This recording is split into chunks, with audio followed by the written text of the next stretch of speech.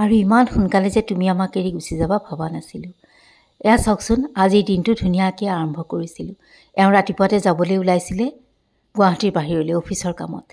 তেতিয়া একেবাৰে ভবা নাই, দিনটো ধুনীয়াকৈ এটা ধুনীয়া মন লৈ পেলাই আৰম্ভ কৰিছিলোঁ। এওঁক পঠিয়াইছিলোঁ, ল'ৰা ছোৱালী দুটালৈ ফোন কৰিছিলোঁ আৰু ভাবিছিলোঁ আবেলিলৈ মোৰ আলহী আছে, গতিকে কিবা কিবি কৰিম, আপোনালোকৰ লগতো শ্বেয়াৰ কৰিম। ধুনীয়াকৈ এয়া কাম কৰি গৈ আছোঁ। কিন্তু মই সকলো ভিডিঅ' ডিলিট কৰি এতিয়া অকণমানহে আপোনালোকৰ ওচৰলৈ আনিছোঁ। ভবা নাছিলোঁ আজিৰ দিনা যে এনেকুৱা এটা ইমান দুখৰ এনেকুৱা এটা বাতৰি পাম বুলি কেতিয়াও ভবা নাছিলোঁ। যেতিয়া ছোৱালীজনীৰ ক্লাছ শেষৰ পিছত বাংগালোৰৰ পৰা ফোন কৰিছিল, থুকাথুকি মাতেৰে, মা তুমি খবৰটো পালানে? বুকুৰ ভিতৰত দমাই থকা দুখখিনি যেন আৰু উঠলি উঠিছিল। তাইক দেখুওৱা নাছিলোঁ যদিও একেবাৰে চকু পানী ৰোৱা নাছিল, ধাৰাসাৰকৈ বৈছিল। ক'ব নোৱাৰোঁ, ইমান দুখ লাগিছিল। থাকিলে মানুহক গম নাপায় কোনে কিমান কাৰ কাৰণে কি অৱদান দি যায়, কিন্তু যেতিয়া নোহোৱা হৈ যায় তেতিয়া বহুত দুখ লাগে। আজি গোটেই অসমবাসীয়ে কান্দিছে। আৰু যেতিয়াই মোৰ অকলশৰীয়া অনুভৱ হৈছিল তেতিয়াই মই জুবিনৰ গান শুনিছিলোঁ। অকলশৰীয়া মুহূৰ্তবিলাকত কেতিয়াবা দুখ লগাৰ সময়ত জুবিনৰ গান এটা শুনো, বহুতখিনি মনটো পাতল হৈ যায়। কেতিয়াবা পাৰোঁ নোৱাৰোঁ জুবিনৰ গান এটা গুণগুণাওঁ, ইমান যে ভাল লাগে। এনেকুৱা আৰু কণ্ঠ ক'ত পাম। বহুত দুখ লাগিছে আজি, কৈ থাকিলে শেষেই নহ'ব। এনেকুৱা লাগিছে সেই সময়খিনিক যেন ধৰি আজৰি ৰখাই দিম, হেৰাবলৈ নিদিম জুবিনক।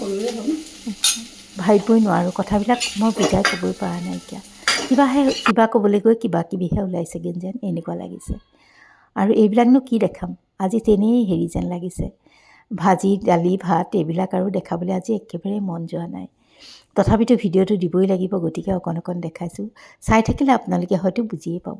Hello' everyone, welcome back to my another blog. আজি হৈছে শুক্ৰবাৰ আৰু এতিয়া বাজি গৈছে আবেলি 5টা। এয়া লৈছোঁ গাখীৰ অকণ বহাবলৈ। গাখীৰ অকণ বহাইছোঁ যিহেতু মই এটা চুইট ডিছ বনাম। আৰু মই মানে শ্বৰ্টছটো মই দিয়াৰ আগতেই, মিনি ব্লগটো দিয়াৰ আগতেই, দিয়াৰ মানে সময়তে যায়ে ফোন কৰি কৈছিলে, প্ৰথমটো ফোন পাইছিলোঁ যে আপুনি খবৰ এটা পাইছেনে? যেতিয়া তাই কৈছিলে বিশ্বাসেই হোৱা নাছিলে। লগে লগে দেখিলোঁ হয়, দুই এটা পোষ্ট দেখোন চকুত পৰি গ'ল। বুকুখন চিৰিংকৈ মাৰিছিলে। বৰ্তমান বহুত নতুন প্ৰজন্ম ওলালে, বহুত ধুনীয়া ধুনীয়া গান সৃষ্টি হ'ল। তথাপিতো কিয় নাজানো জুবিনৰ গানৰ এটা বেলেগ সুকীয়া যেন স্থান আছে সকলোৰে হৃদয়ত, অকল মোৰ হৃদয়ত বুলি নহয়। সেই স্থানটো অইনে চাগে কেতিয়াও আৰু পূৰাব নোৱাৰিব। আমি ভূপেন হাজৰিকাৰ পিছতে জুবিনক পাইছিলোঁ আৰু জুবিনৰ গান শুনি বহুত এটা যুগ পাৰ কৰিলোঁ। বহুত সৰুৰে পৰা শুনিলোঁ আৰু এতিয়ালৈকে। আৰু এইফালে এইবাৰ মই লৈছোঁ চেনিখিনিতে কেৰামেল কৰিম চেনিখিনি, তাতে মই অকণ অকণকৈ আপেল কাটি দিছোঁ। এনেকৈ আপেলৰ লগতে এইখিনি চেনিখিনি কেৰামেল হৈ গৈছে আৰু এইখিনি এতিয়া মই এয়া মোৰ ধুনীয়াকৈ হৈ গৈছে। মই যিকোনো এটা পাত্ৰলৈ কাঢ়ি থ'ম, য'ত মই কাষ্টাৰ্ডখিনি ঢালিম। সেই পাত্ৰটোলৈ এনেকৈ মই কাঢ়ি থৈ দিছোঁ। এয়া অকণমান বনালোঁ কাৰণে আপোনালোকৰ লগত শ্বেয়াৰ কৰিলোঁ। হয়তো আজি কাৰো চাবলৈ মনো নাযাব, তথাপিতো এয়া লৈছোঁ অকণমান গাখীৰ, দেখাই দিছোঁ অকণ অকণকৈ। আৰু অকণমান ইয়াতে মই চেনিও ব্যৱহাৰ কৰিছোঁ।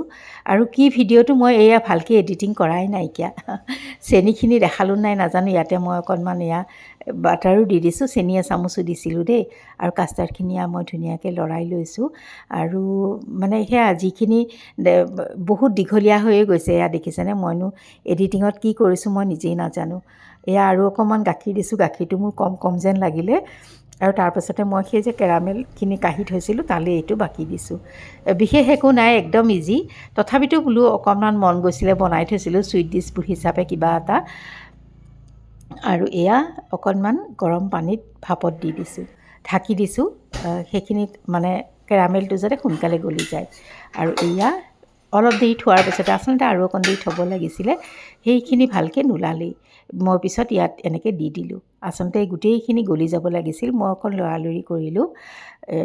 আপোনালোকক দেখুৱাম বুলিয়েই আচলতে লৰালৰি কৰিলোঁ। আৰু অকণমান ঠাণ্ডা হ'ব লাগিছিল, কিন্তু এয়া মোৰ হৈ গ'ল কাষ্টাৰ্ড পুডিংটো। আৰু খায়ো দেখালোঁ। আৰু ভিডিঅ'টো এডিটিং কৰি থাকোঁতে ল'ৰায়ো ফোন কৰিলে, মা খবৰটো পালানে বুলি। সিও আচৰিত হ'ল। আৰু তেন্তে আজিলৈ আহোঁ।